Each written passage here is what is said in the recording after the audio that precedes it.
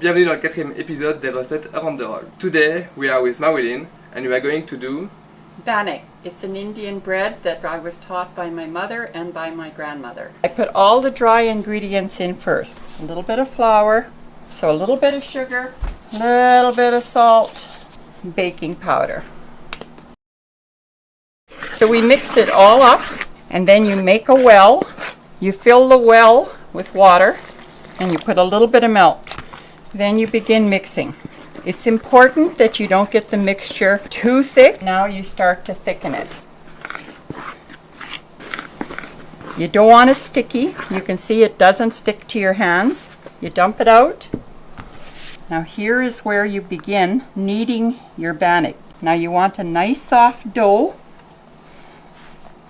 and you kind of do this. You divide it in half. You flour these ends, flouring it a bit. Make your round again. Punch it.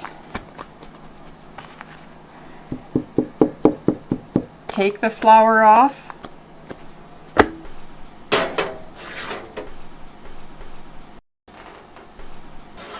You never cut hot bannock with a knife because it'll become raw again. So what you do is you break off a piece.